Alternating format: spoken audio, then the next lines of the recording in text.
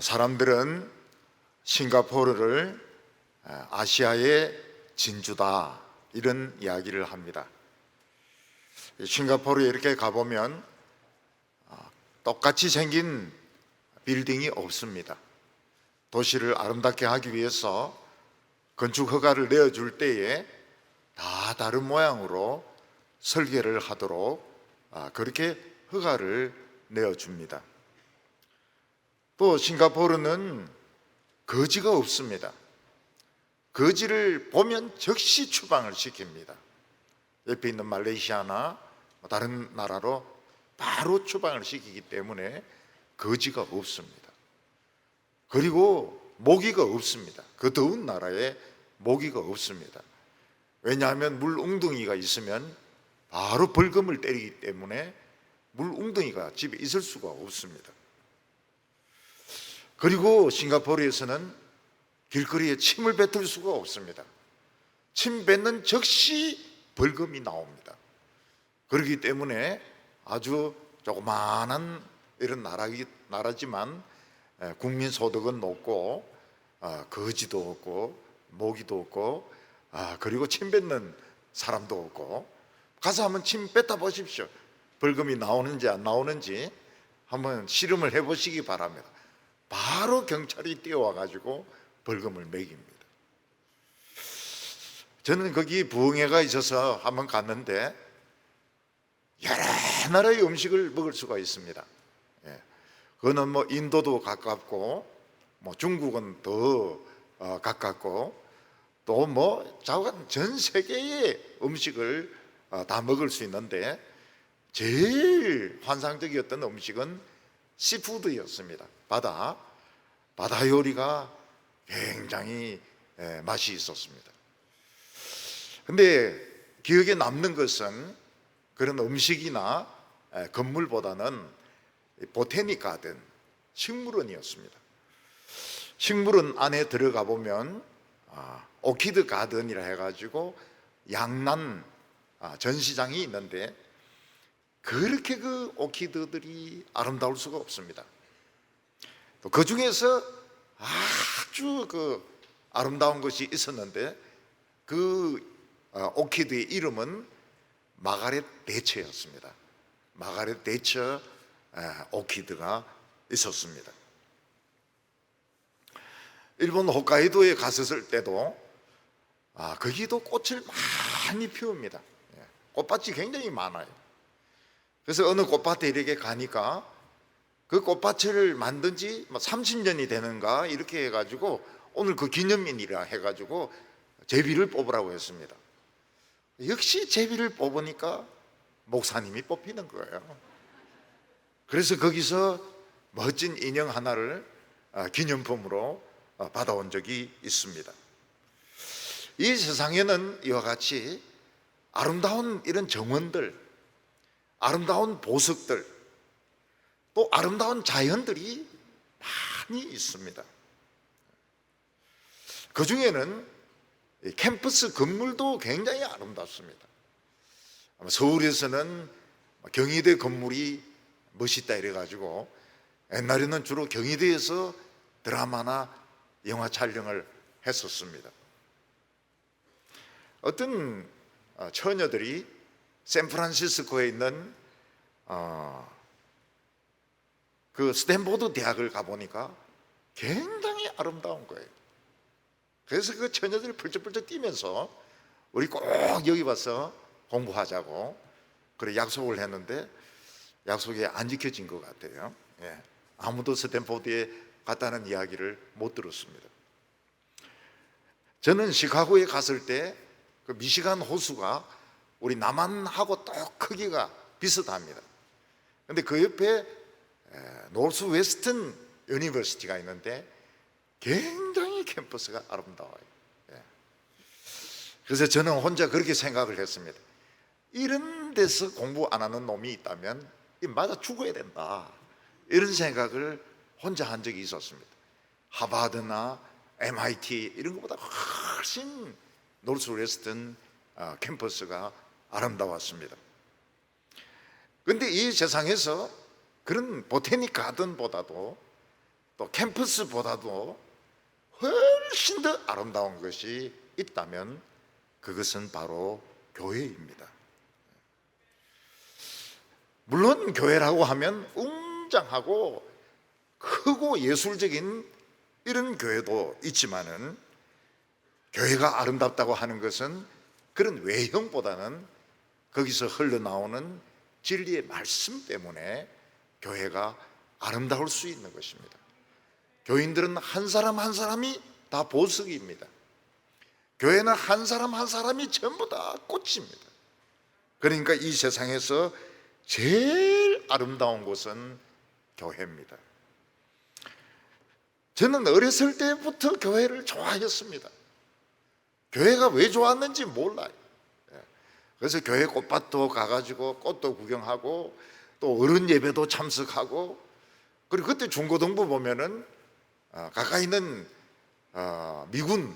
미군들하고 막 그 영어로 디스커스하고 막 이러는데, 저도 거기에 참석해가지고 영어는 못했지만은 거기에 참석해서 한 가지만 했습니다. 간식을 주로 먹었습니다.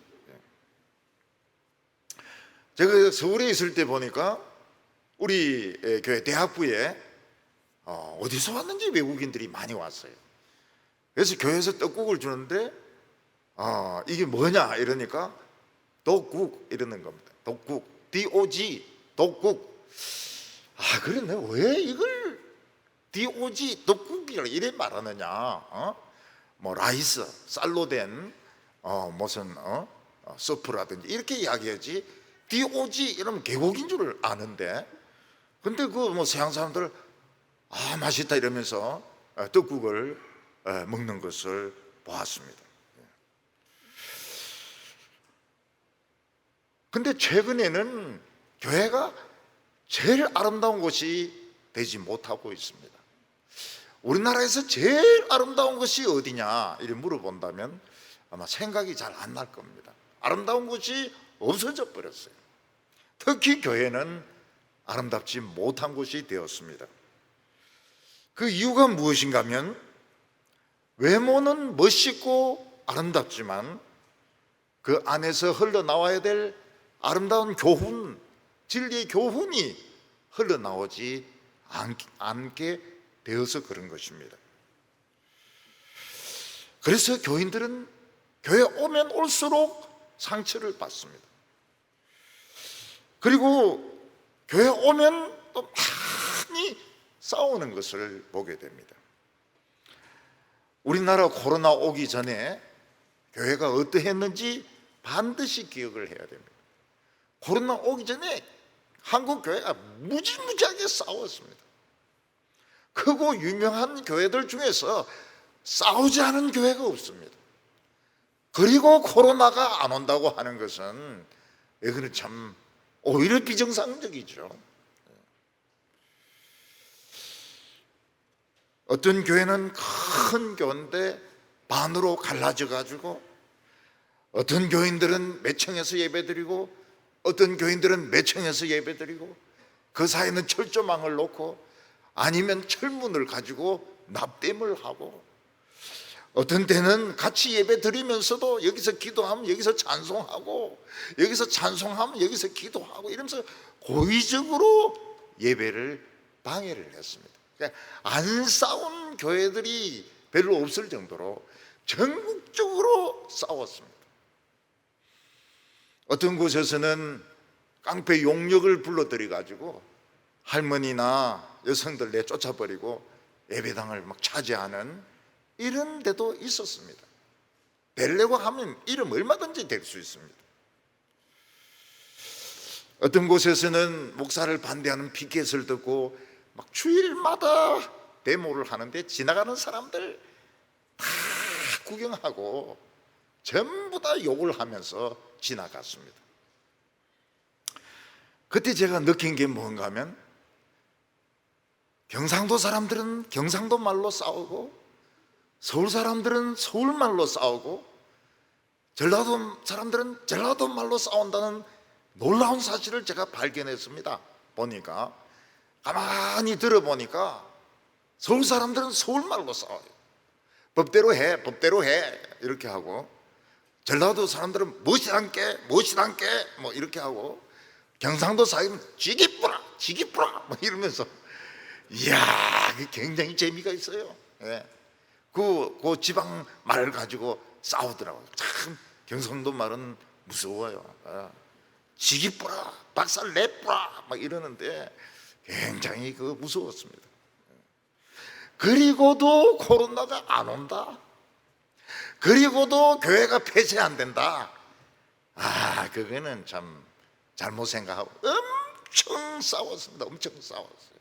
원로 목사와 새 목사와 사이에 싸우고, 또 뭐 오래된 교인과 새 교인 사이에 싸우고, 막 얼마나 교회들이 많이 싸운 줄 모릅니다. 그래서 쪼개지기도 하고 박이 터지기도 하고, 뭐 참 세상 사람들이 욕이란 욕은 다 했습니다. 그리고 코로나가 온 거예요. 사도 바울은 루스드라라는 곳에서 가서 돌에 맞아 죽습니다. 그래서 형제들이 안타까워서 손을 잡고 둘러서서 기도할 때 죽었던 사도 바울이 일어납니다.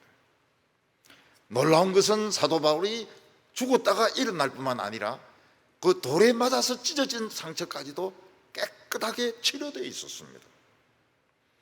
사도 바울은 이 루스드라에서 죽었다가 살아나는 체험을 하지만, 또 놀라운 것이 무엇인가 하면 신앙의 아들을 하나 얻었습니다. 그 아들이 바로 디모데였습니다. 디모데는 신앙이 모계 계통인데, 외할머니 로이스, 그리고 어머니 유니게, 그리고 디모데, 이게 쭉 신앙의 라인이었습니다. 사도 바울은 뭐라고 말하고 있는가 하면, 너는 뭐 돈이나 지위를 물려받은 것이 아니고 거짓없는 신앙을 물려받았다고 말하고 있습니다. 사도 바울은 디모데를 분쟁이 있는 여러 교회에 보내었습니다. 그래서 빌립보 교회도 디모데를 보내었고, 고린도 교회도 디모데를 보내었고, 데살로니가에도 디모데를 보내었고, 에베소에도 디모데를 보내었습니다. 디모데는 복음을 가지고 가서 분쟁하고 다투는 교회들을 많이 화해를 시켰습니다. 오늘도 교회는 이렇게 돼야 됩니다. 담임 목사님이 아프거나 외국에 갔을 때 그 분목사들이 담임 목사와 똑같아야 됩니다. 그래서 말씀으로 교인들을 참 위로하고, 또 뭐 분쟁이 생기려고 하면 하나로 만들고, 이렇게 해서 교회가 하나 되게 해야 되는 것입니다. 그런데 실제로는 그렇지 못합니다. 전부 이 개성이 강해요. 목회하는 사람들이 보면은 개성이 굉장히 강하고 자기 주장이 아주 강합니다. 우리 교회는 그렇지가 않아요. 근데 영천에 있는 그런 교회들 보면은 굉장히 개성이 강하고 독특하고 아주 유별난 이런 사람들이 사업이나 직장생활 같은 거 안 하고 목회하는 것을 볼 수가 있습니다. 결국 교회를 세계에서 제일 아름다운 곳으로 만들 수 있는 방법이 무엇인가 하면 하나님의 말씀이 바로 증거되는 것입니다. 사도 바울은 디모데 전후서나 디도서, 빌레몬서에서 어떻게 교회가 아름다워질 수 있는가, 교회를 감독하는 감독들은 어떤 사람을 뽑아야 되는가, 집사는 어떤 사람을 뽑아야 되는가, 권사는 어떤 사람을 뽑아야 교회가 아름다울 수 있는가 하는 것을 가르쳐 주고 있습니다. 그래서 디모데 전서, 디모데 후서, 디도서, 빌레몬서, 이 네 권을 목회서신이라고 부르고 있습니다. 지금까지 목회에 대한 교훈은 좀 비교적 간편한 편이었습니다. 어떻게 하면 감독을 세우느냐, 감독하고 장로의 차이는 이렇게 보면 좋습니다. 많은 가정교회들이 있는데 이 가정교회들을 책임지는 분들은 장로고 도시 전체를 책임지는 사람은 감독이다, 이렇게 보면 좋습니다. 오늘로 치면은 감독이 목사에 해당이 되는 것입니다. 그리고 장로나 집사는 어떤 사람을 뽑아야 되는가? 세례는 어떻게 주고, 그리고 성찬은 어떻게 행해야 되는가? 그리고 교인들은 어떤 식으로 신앙생활을 해야 되는가? 주로 이런 가르침이었습니다. 우리나라는 곽알련이라고, 곽알련 클락 목사가 아주 옛날에 쓴 목회학이 있었습니다. 그 목회학을 오랫동안 그거를 공부를 했습니다.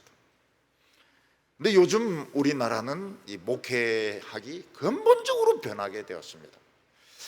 장로를 어떻게 뽑고 집사를 어떻게 뽑고 이런 것보다는 이 선교단체에서 하는 그 제자 훈련을 받아들이는 바람에 양육 위주로 목회가 변하게 된 것입니다.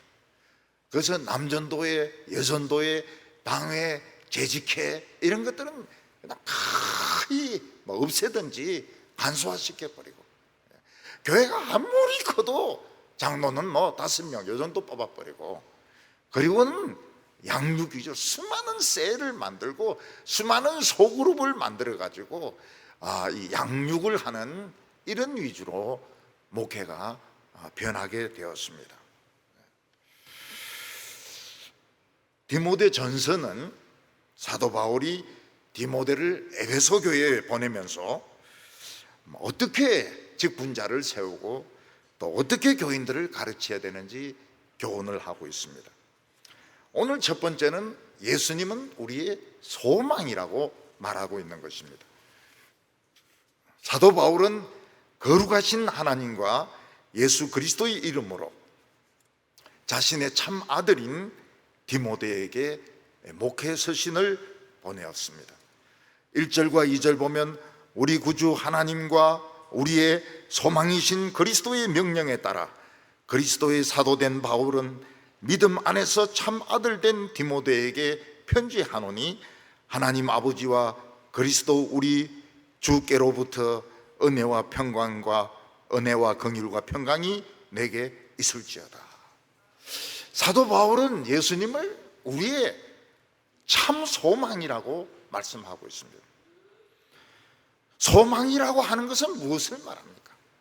앞으로 미래에 있을 큰 도움, 큰 상급을 소망이라고 말하는 것입니다. 어떤 나라가 굉장히 어려움에 빠져 있었는데 큰 나라가 앞으로 도와주겠다, 양식을 도와주겠다, 무기를 도와주겠다 이러면 그 나라는 이 작은 나라의 큰 소망이 될 것입니다. 예수님이 우리의 큰 소망인 이유가 어디 있습니까? 예수님은 십자가 보혈로 우리와 하나님을 화해를 시켰습니다.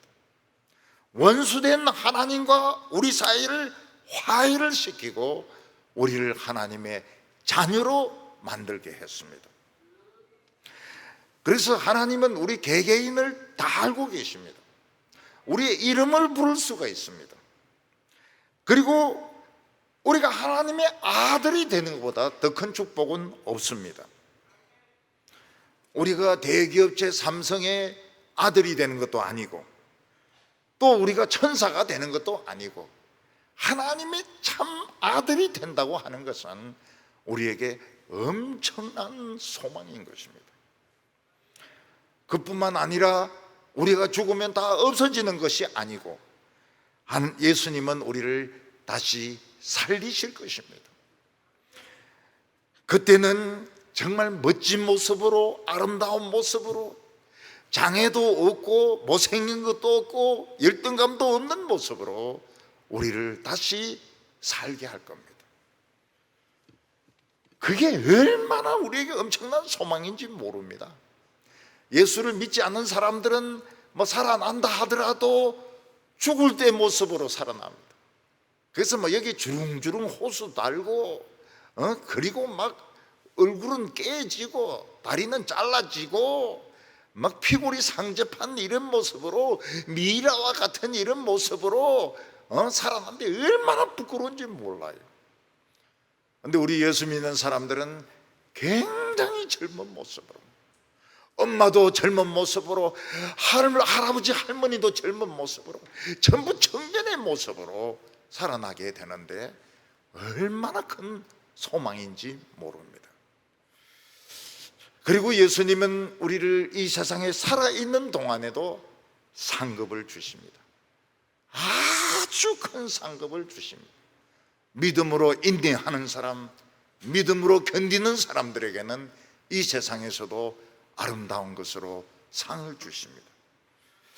그러니까 이 예수님은 우리의 정말 참 소망이 되시는 겁니다. 하나님과 화해시키시죠. 하나님의 아들이 되게 하시죠. 우리에게 새로운 생명을 주시죠. 그리고 이 세상에서도 남들은 받을 수 없는 귀한 상급을 우리들에게 주시는 것입니다. 저는 그 해밍웨이가 부러운 것이 뭔가 하면, 해밍웨이가 늙었을 때 작품이 없었습니다. 누구를 위하여 종을 울리나 그 쓰고 난 뒤에 작품이 없었습니다. 그 사람들은 해밍웨이는 이제 끝났다, 술꾼이다, 술이나 처마시고 죽을 것이다 이랬는데, 이 영감이 노인과 바다를 쓰는 겁니다. 노인과 바다는 문장도 굉장히 간략하고 잘된 그런 작품입니다. 이게 풀리처상을 받게 되고 이게 노벨상을 받게 됩니다. 노벨상을 받을 때는 이미 이 해밍웨이가 너무 몸이 좋지 못해서 스웨덴까지 가지 못합니다. 그냥 자기가 있는 거기 대사관에서 그 상을 받고 얼마 뒤에 총으로 자살을 하게 됩니다. 총으로 자살하는 것은 부르지가 않습니다. 그러나 그 노인도 그냥 뭔가 할 수 있다. 윤여정이가 그 아카데미 조연상을 받을 수 있다. 이 노인들에게 얼마나 부러운 일인지 모르는 겁니다. 노인과 바다, 노인이 이런 작품을 쓸 수 있다. 우리 교회 성도님은 노인과 삼덕동, 노인과 신천, 노인과 압산, 벌써 작품 3개 정도는 쓸 수가 있습니다. 노인과 청도 이러면 또 4개가 나올 수가 있고요. 사도 바울은 디모데를 자신의 참 아들이라고 말하고 있습니다. 사도 바울에게는 아들이 없습니다. 왜냐하면 그는 독신이었습니다. 그러나 그에게는 많은 참 아들들이 있었습니다. 그들은 바로 말씀으로, 믿음으로 난 아들들이었습니다. 그 아들 중에 사랑하는 의사 누가가 있었습니다. 사랑하는 의사 누가 아들이었습니다. 루스드라에서 만난 디모데 아들이었습니다. 디도도 아들이었습니다.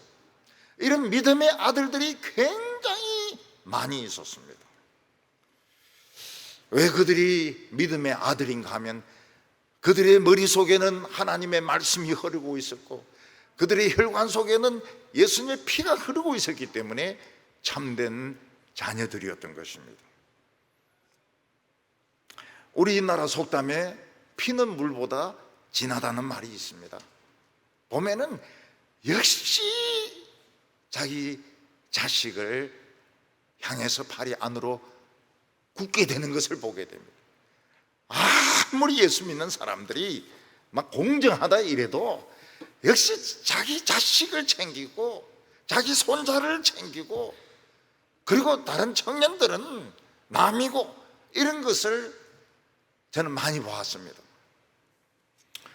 저도 젊었을 때 순진해 가지고 육신의 자녀를 많이 생산하는 것보다는 이 참 아들, 믿음의 아들을 생산하자, 그래가지고 자식을 많이 두지 않았습니다. 또 많이 둘 형편도 되지 못했습니다. 그 목회를 하면서 이렇게 보니까 저만 바본 거예요. 사람들은 전부 자기 자식 챙기고 자기 자식 잘되게 하고 남은 남이고 성경은 이론이고 실제로는 다 저거 아들 저거 손자가 최고인 거예요. 최고인 거예요. 그래서 이 성경에서 믿음의 참 아들이라 이렇게 이야기했는데 이게 우리나라에서는 이게 통하지가 않는구나. 그럼 제자훈련 이렇게 해도 우리나라 이 제자훈련은 제자훈련이 아닙니다. 이거는 그냥 소그룹 공부지 제자훈련이 될 수가 없어요. 제자훈련이라고 하는 것은 선생이 제자의 발을 씻어주는 것이 제자훈련이고 선생이 제자의 가방을 들어주는 것이 제자훈련인데 우리나라는 그런 게 어디 있습니까? 그냥 숙제 내주고 소모임 하게 하고 그리고 리포트 쓰게 하고 요절 외우게 하고 그게 무슨 제자훈련입니까? 거기서 또 한 대 내려오면은 또 제자훈련 뭐 순장반 그 다음 반. 여러분 제자훈련은 그렇게 하는 게 아닙니다. 한평생에 걸쳐서 예수님은 11명 몇천 명 되는 교회가 전체를 제자훈련한다. 거짓말입니다. 우리나라에서는 담임 목사님이 부목사님 발 씻어주고 새 교인 발 씻어주고 이러면은 감동받는 게 아닙니다. 올라타 버립니다. 올라타고 막 반죽이 버립니다. 그러니까 이 제자훈련이 한국에서는 엉터리입니다. 엉터리고 제대로 될 수가 없어요. 그래서 우리 교회는 아예 제자 이런 말을 꺼내질 않습니다. 제자반 뭐 이런 말을 꺼내질 않아요. 엉터리기 때문에 꺼내질 않습니다. 진짜 제자훈련이 되려고 그러면 공자가 키운 제자도 너무 많아요. 70명을 언제 다 돌봐줍니까? 70명을 언제 다 돌봐줘요? 그래서 저는 나는 실패했구나. 내 생각은 하나의 꿈에 불과했구나. 그래서 굉장히 마음이 씁쓸했습니다. 이 참 영적인 자녀, 참 자녀 다 거짓말이구나. 전부 지 새끼 다 챙기고 전부 저 손자 다 챙기고 뭐 참 자녀고 뭐 믿음의 자녀고 다 거짓말이구나. 그런데 많이 세월이 지나니까 이 참 자녀들이 나타나기 시작해요. 진짜 아버지보다도 더 가까운 거예요. 그래 한 번은 요 계단을 이렇게 내려가는데 모르는 청년이 막 따라오는 거예요. 그러면서 목사님 이러는 거예요. 누구? 저 누구입니다. 이 보니까 옛날에 청소년 때 가르쳐주던 애인 거예요. 이게 이제 거의 저만큼 늙어가지고 같이 이제 계단을 내려오고 있는 겁니다. 그러면서 이제 편지를 주는 거예요. 편지를. 그리고 오후 예배까지 드리고 서울 올라가겠습니다. 그래서 저는 제 방에 들어오라고 하지도 않았어요. 근데 편지를 읽어보니까 자신의 이야기, 또 나에게서 배운 이야기, 그리고 자기가 주일학교에서 얼마나 참 어린이들을 가르치고 있는지, 끝에 가서는 뭐라고 적었는가 하면 목사님의 아들 누구누구 이렇게 적어놨더라고요. 그래서 굉장히 좀 위로를 받았습니다. 이 예수 믿는 것들이 다 엉터리구나.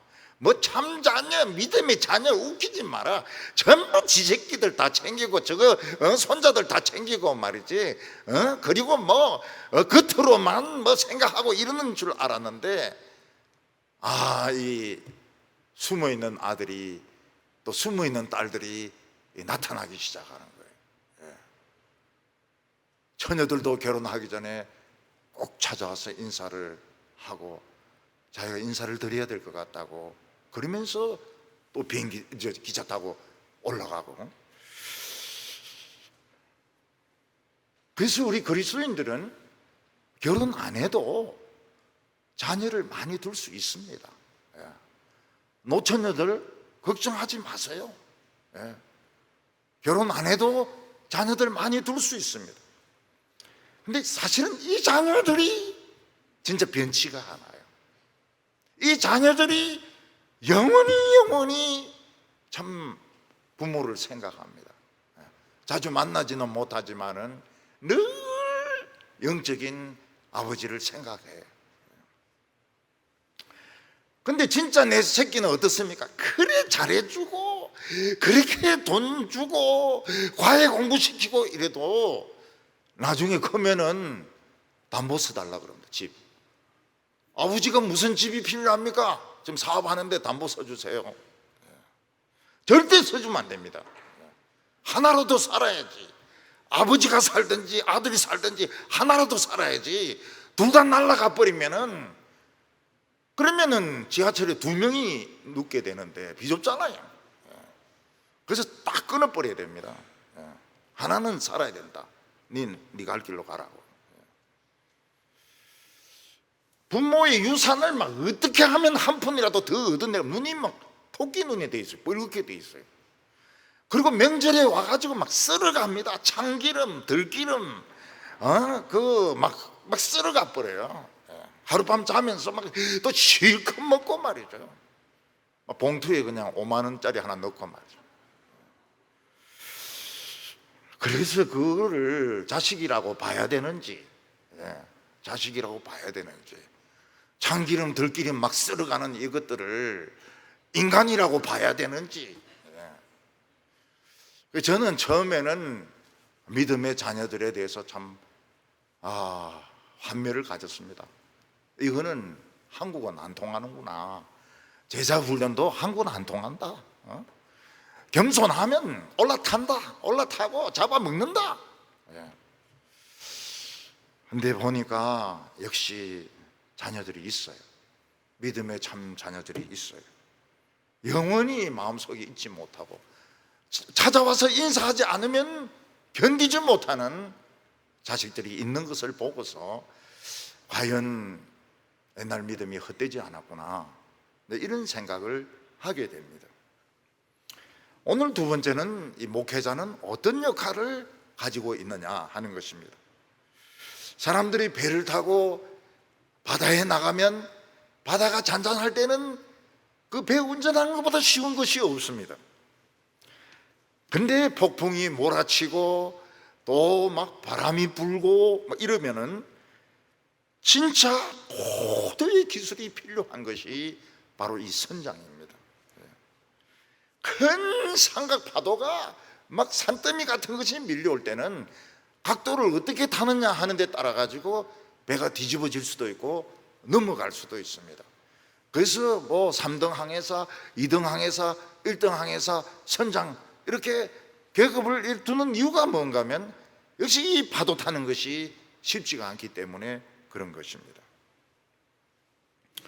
한 번은 이 시원찮은 선장이 컨테이너를 잔뜩 실은 이 화물선을 몰고 가다가 각도를 잘못 잡아가지고 뒤집어졌는데 온 바다가 컨테이너입니다. 컨테이너 다 쏟아져가지고. 교회는 땅에 붙어있는 캠퍼스가 아니고 거친 바다를 항해하는 배와 같습니다. 여기서 선장 역할을 하는 사람이 목사입니다. 그래서 만인 제사장이고 다 똑같은 제사장이지만 말씀을 가르치는 자는 더 엄격하게 선발해야 되고 훈련을 시켜야 됩니다. 지금도 이 신학교에 가보면은 이 선발 이거 너무 좀 시원찮다. 그리고 더 엄격하게 그냥 한 반쯤 죽여놔야 제대로 된 목사가 나오는데 너무 이 엉터리가 아니냐, 이런 생각이 많이 듭니다. 목회자가 판단을 잘못하면 배는 뒤집어져서 다 죽습니다. 목회자가 판단을 잘하면 그 큰 산더미 같은 파도를 뚫고 목표를 향하여 가게 됩니다. 그래서 같은 인간이죠. 같은 죄인이죠. 만인 제사장이죠. 그렇지만은 말씀을 가르치는 자는 몇십 배 어려운 훈련과 공부를 해야 되는 것입니다. 배가 안전한 목표를 향하여 가려고 하면 인테리어가 중요한 것이 아니고 역시 엔진의 힘이 중요해야 됩니다. 엔진 그 장식은 화롭고 사람들은 거기서 낭만을 즐기고 이러지만은 엔진이 꺼져버리면 그냥 돌다가 침몰해 버립니다. 근데 엔진이 다 튼튼하면은 파도를 뚫고 지나갑니다. 산더미 같은 파도가 오면은 배 앞대가리가 막 물속에 팍 들어갑니다. 그리고 또 올라와 가지고 또 가고 또 푹 들어가고 또 올라오고 이렇게 합니다. 그 엔진이 뭔가 하면 강력한 말씀입니다. 교회는 강력한 말씀을 엔진으로 삼아야 됩니다. 인테리어 가지고는 이 거친 우리 교인들이 하루하루 부딪히는 이 문제가 진짜 이 전문가들도 골치 아픈 이런 문제들을 안고 지금 살아가고 있는데 엔진이 굉장히 힘이 있어야 됩니다. 선장은 해도를 잘 읽어야 됩니다. 지금 우리가 어디에 있고 그리고 어디를 향하여 가고 있는가, 그 선장이 읽어야 될 해도가 바로 성경인 것입니다. 그래서 목사는 주야로 성경을 연구해야 됩니다. 성경 안에 있는 그 의미를 캐내 가지고 교인들에게 주어야 됩니다. 교인들은 어느 누구도 똑같은 사람이 없어요. 전부 다 틀립니다. 그런데 성경이 해석되어지면 각자가 자기 방언으로 받아들입니다. 사도행전 때 사도들이 설교했을 때 전 세계에서 몰려드는 사람들이 자기 나라 말로 말씀을 받아들인 것처럼 교인들 중에는 부인도 계시죠, 사장도 계시죠, 공무원도 계시죠, 학생도 계시죠. 근데 자기에게 맞는 말씀으로 받아들이는 것입니다. 선장은 등대가 있는 곳을 유심히 봐야 됩니다. 왜냐하면 등대가 있는 곳은 반드시 암초가 있습니다. 암초가 있기 때문에 등대가 있는 것입니다. 등대 있는 곳은 가까이 가서는 안 됩니다. 목사는 세상의 흐름도 잘 알고 있어야 됩니다.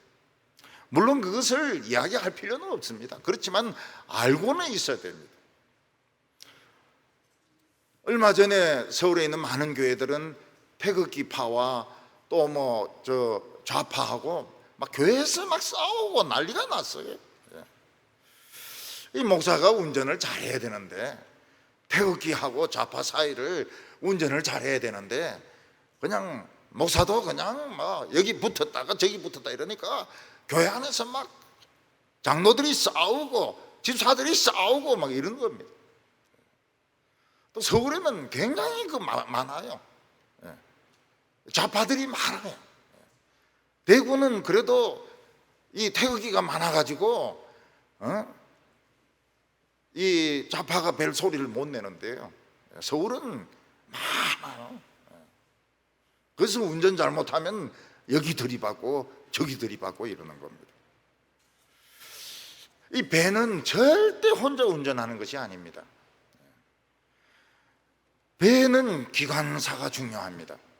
엔진이 돌아가야 되니까요. 그리고 통신을 받는 통신사가 있어야 됩니다.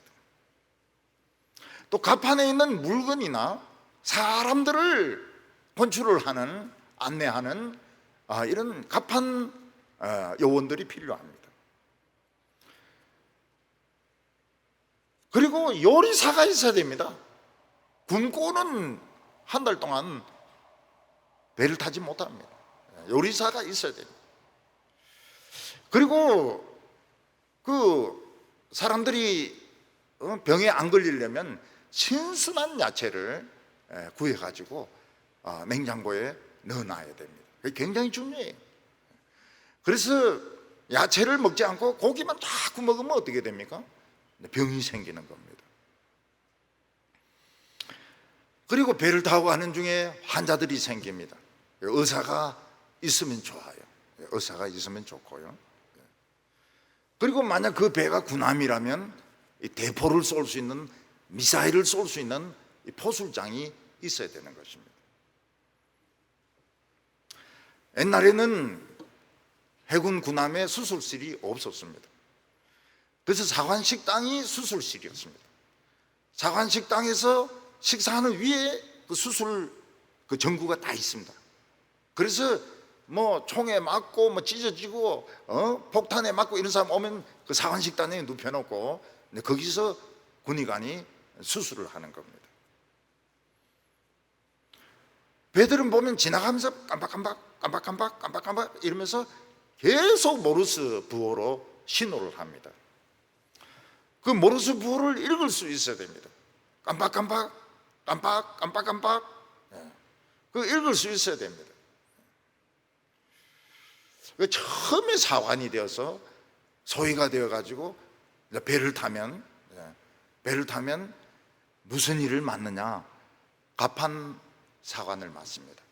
갑판 사관을 맡아가지고 수병들 군기를 잡는 일을 합니다. 소위들이 오면은 군기를 잡고, 그 다음에 이제 사람들이 들락날락하는 걸 현문이라 그러거든요. 그 현문 당직을 섭니다. 권총 차고 그 현문 당직을 서게 됩니다. 배에서는 함장이나 선장의 명령은 절대적입니다. 절대적. 그래서 함장이 앉는 의자는 대통령도 앉을 수가 없습니다. 대통령도 딴 데 앉아야 됩니다. 그만큼 함장의 권한은 절대적입니다.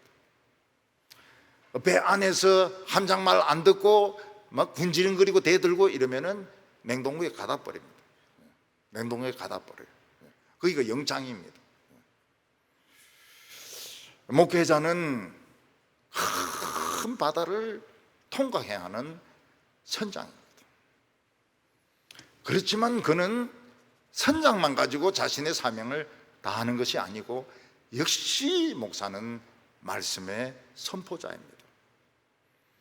배를 앞으로 가게 하는 것이 엔진이듯이 하나님의 말씀은 우리를 앞으로 나가게 합니다. 하나님의 말씀이 없으면 그 교회나 그 사회는 계속 표류를 하게 됩니다.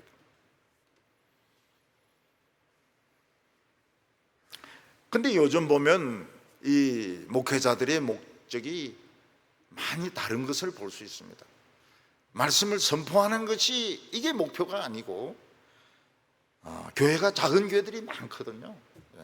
한 80% 정도가 80명 이하거든요. 그래서 경제적인 자립을 하는 것을 목표로 삼는 것도 있고, 또 신도시 같은 경우에는 사람들이 막 몰려드니까 큰 교회로 발전하는 것을 목표로 삼는 사람도 있고, 어떤 사람은 현실 참여를 중요하게 생각을 해가지고 막 피켓도 들고 막 나가고 동성애 차별금지법 막 그게 또 항의하는 사람이 있고, 또 교단 정치에 가서 거기서 또 한 자리 하려고 하는 사람들도 있습니다. 그러나 목회자의 가장 중요한 역할은 말씀을 선포하는 것이 가장 중요한 사명입니다. 예수님께서는 선한 목자는 양들을 위하여 목숨을 버린다고 했습니다. 그래서 목회자의 중요한 임무는 선한 목자가 되어서 양들이 상처를 입지 않도록, 새신자들 그리고 여성들이 상처를 입지 않도록 보호해주는 임무가 있습니다. 그래서 좋은 목자는 항상 자기가 상처를 받습니다. 교인들에게 상처를 안 주려면 자기가 상처를 입어야 되는 것입니다. 예수님은 언제나 자신의 손에 있는 못자국, 발에 있는 목자국, 옆구리에 있는 창자국을 가지고 나타나셨습니다. 왜냐하면 그것이 선한 목자인 표시이기 때문입니다. 그런데 구약 이스라엘이 망할 때 보면은 그냥 자기들만 살찌고, 그리고 교인들이 입에 고기를 물려주지 않으면 막 지저대고 물어뜯는 그런 거짓 선지자들이 많았다고 말씀하고 있습니다. 목회자는 의사입니다. 교회에 오는 자들은 다 병든 자들입니다. 할 일이 없어서 오는 사람은 한 명도 없습니다. 무슨 문제가 있기 때문에, 무거운 짐이 있기 때문에 교회를 찾아오는 것입니다. 인간적으로는 그걸 도울 수가 없습니다. 근데 하나님의 말씀은 도울 수가 있습니다. 교회에 우울증 환자가 오고 암 환자가 오고 가난한 사람이 오는 것을 싫어해서는 안 됩니다. 교회는 그런 사람들이 와야 되는 곳입니다.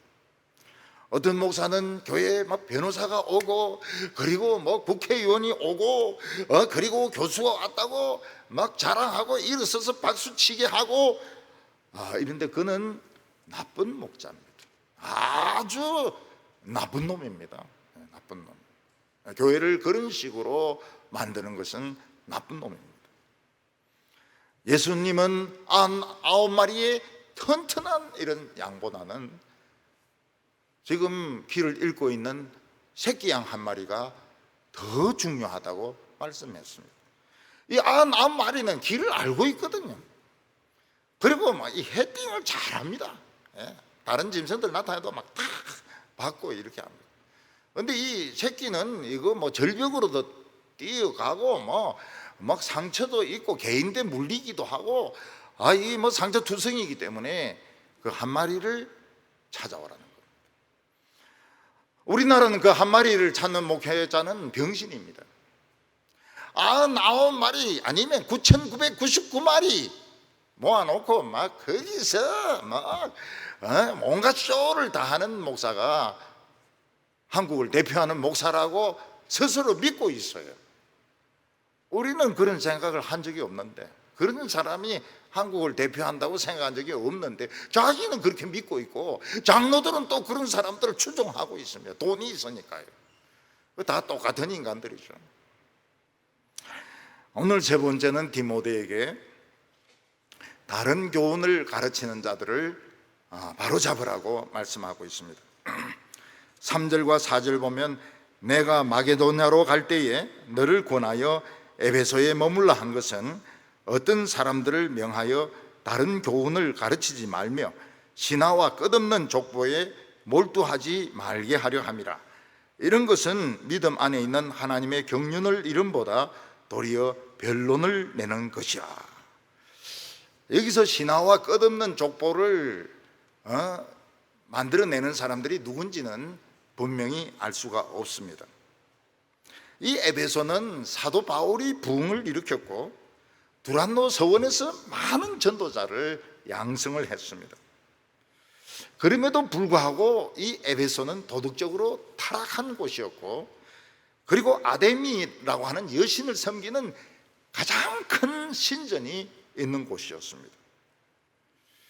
거기서 조그만 집에 있는 이런 사당을 만들어서 파는 알렉산더 같은 사람은 너무 많은 사람들이 예수 믿어서 이게 안 팔리니까 막 폭동을 일으켜가지고 사도 바울을 죽이려고 했던 적도 있습니다.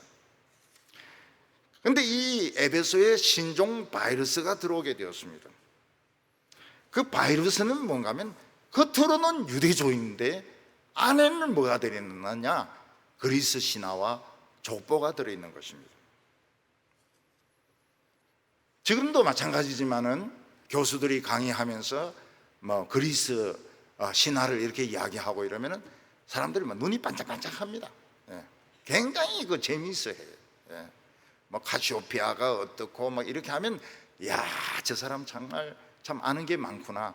거기서 막 족보까지 막 따지면은 진짜 그 사람은 지성인으로 통합니다. 그러니까 이 그리스가 땅이 별로 없잖아요. 전부 돌산이거든요.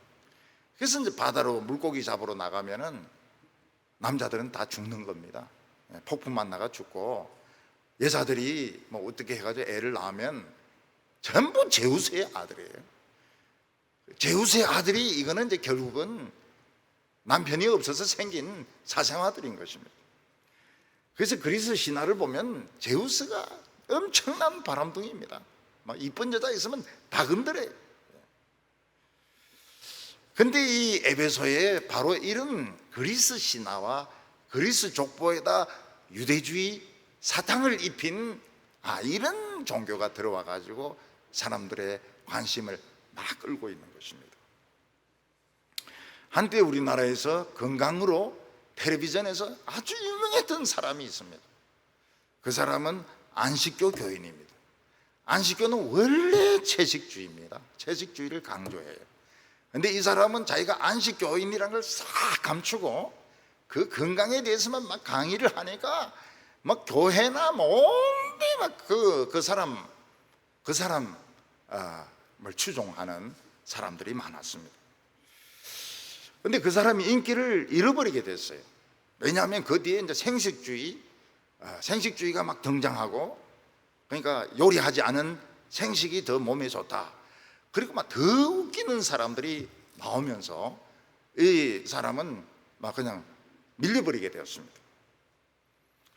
얼마 전에 이 사람이 신문에 나온 걸 보니까 그 안식교를 버리고 지금 또 재기하려고 막 애를 쓰고 있다고 그래요. 또 무슨 사탕을 입히가지고 나올지는 모릅니다. 안식교인데 건강을 그냥 사탕을 발라버리니까 사람들이 이제 다 속는 거예요.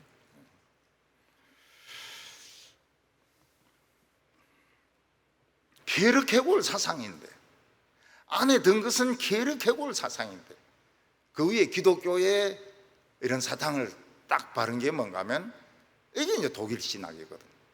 이게 칼 발트입니다. 칼 발트. 그래서 통합 측은 정식으로 칼 발트를 따라갑니다. 그러니까 이제 우리 교인들이 직장에 가면은 그냥 다 같은 장로인 줄 알잖아요. 합동, 통합, 이거 거꾸로 하면 통합이고 거꾸로 하면 합동이고, 우리 교인들 중에서도 우리가 합동인지 통합인지 뭐 연합인지 모르는 사람들 많거든요. 그러니까 굉장히 현실 참여를 좋아해요.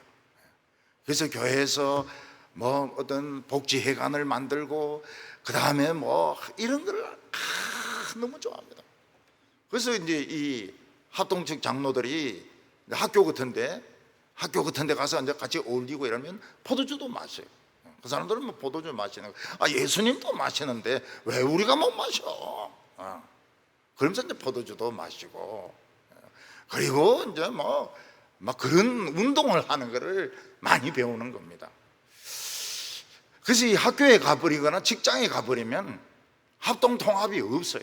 합동 통합이 없어요. 그냥 다 섞여버리는 겁니다. 이거리 저거리 각거리 그냥 다 동서남북 다 섞여버리는 겁니다. 그래서 이 목회자가 신학이 다르다.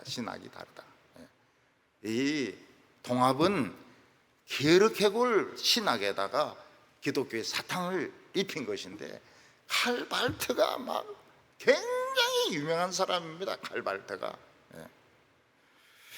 우리는 성경을 그대로 믿으려고 애를 쓰죠.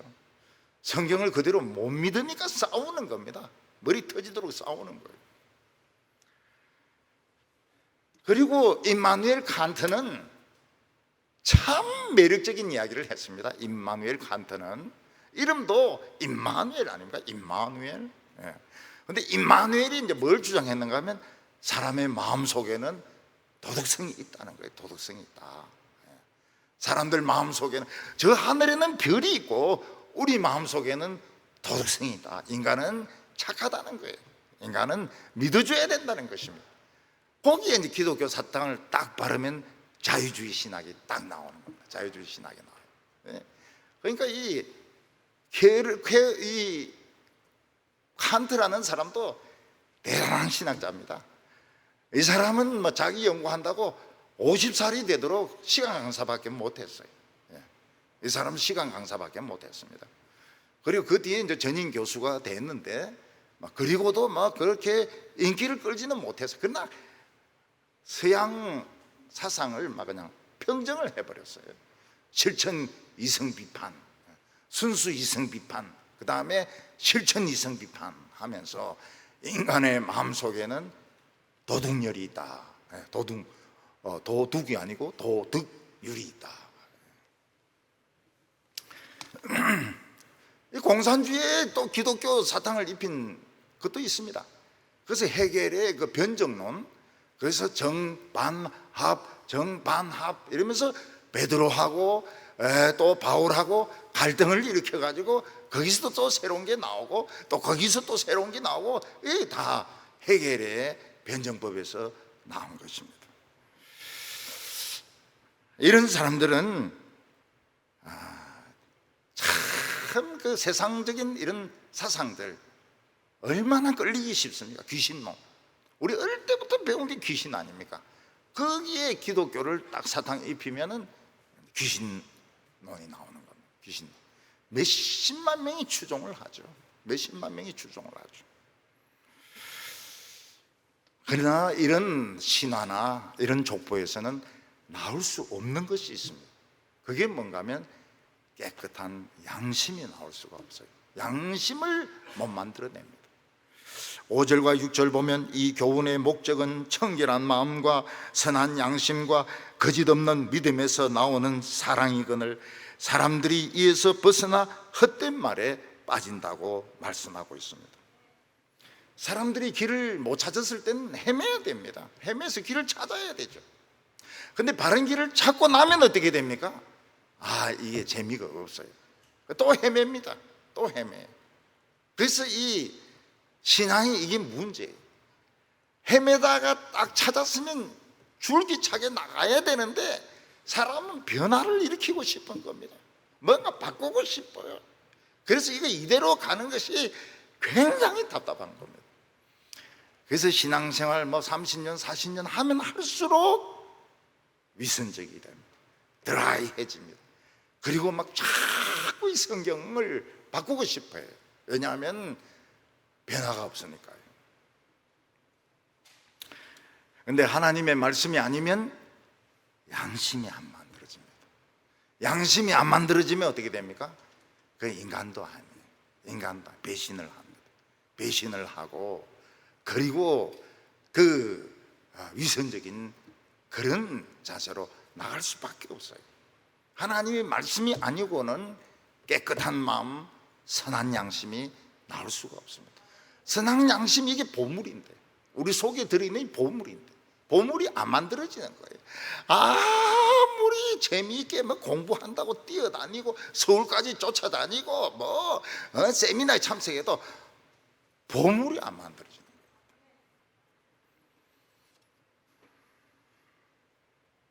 보물 중에 보물은 양심입니다. 양심이 어디 있습니까? 요새 양심이 도대체 어디에 있습니까? 양심을 찾아볼 수가 없어요. 양심을 찾아볼 수가 없어요.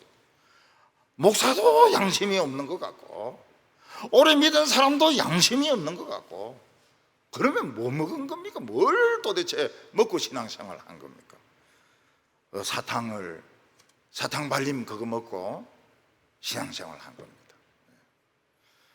우리 어렸을 때 보면은 그 불량식품 너무 맛있었어요.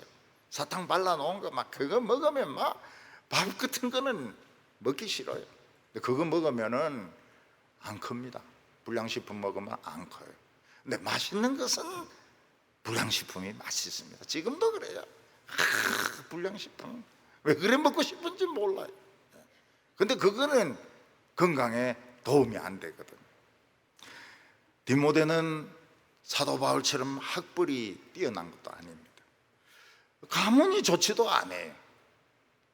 아버지는 헬라인입니다. 어머니하고 할머니는 유대인이고요. 근데 그는 말씀 하나 붙들고 에베소로 갔습니다. 안 맞아 죽은 게 다행입니다. 안 맞아 죽은 게 다행이에요.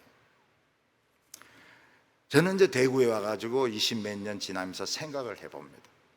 내 목회가 과연 성공적이었는가, 실패했는가. 일단 청년들 딱 포기하고 우리 교회 청년들, 우리 교회 새신자들, 성도들 위주로 20년간 목회를 했는데 실패한 느낌이 좀 들어요. 실패한 느낌이 드는데 그게 아닙니다. 왜냐하면은 서울에서 아마 이런 설교를 했다 그러면은 안 들었을 겁니다. 사람들이 안 들었을 거예요. 아멘 소리도 안 나오고 말이죠. 사람들이 웃지도 안 하고. 네, 압니다. 그 인간들 본질을 알아요. 근데 우리 교회는 보면은 뭐 자관 오니까요. 수요일도 오고 금요일도 오고 말씀도 듣고 눈물도 흘리고. 그래서 이제 최근에 와가지고 생각이, 역시 하나님이 대구로 보낸데 뜻이 있었구나. 한 20년 정도 지나니까 이게 조금 정리가 되는 겁니다. 내가 알아요. 아마 디모데는 에베소에서 맞아 죽었을 겁니다. 에베소 사람들이 또 얼마나 그 잘난 체 하는 인간들입니까? 그런데 하나님이 지켜주셨어요. 나중에 맞아 죽습니다. 실제로 디모데는 에베소에서 농둥이에 맞아 죽습니다. 그러나 그거는 좀 한참 뒤의 일입니다. 오늘 사랑하는 성도 여러분, 우리는 지금 작은 배를 타고 큰 바다를 지금 항해하고 있습니다. 오늘 우리에게는 강력한 하나님의 말씀이 필요합니다. 우리가 진리를 몰랐을 때에는 진리를 찾아서 방황하지만 찾고 난 뒤에는 변덕을 부리면 안 됩니다. 이거 잡아야 돼요. 이거 잡고 끝까지 가야 됩니다. 그래서 한 사람도 바다에 빠지지 않고 그 아름답고 행복한 하나님의 뜻에 다 도달하는 성도들 되시기를 바랍니다. 기도드리겠습니다. 거룩하신 하나님 아버지, 이 거친 풍랑 가운데 우리를 지켜주심을 감사합니다. 이 세상에는 사탕발랄한 진리가 너무나도 많습니다. 우리가 그것에 속지 말게 하여 주시고 성경의 깊은 뜻을 깨닫는 저희들 다 되게 하여 주시옵소서. 사람들이 뭐라고 속이든지 간에 듣지 말게 하여 주시고 하나님의 음성만 듣고 따라가는 우리 성도들 되게 하여 주시옵소서. 예수님의 이름으로 기도하옵나이다. 아멘.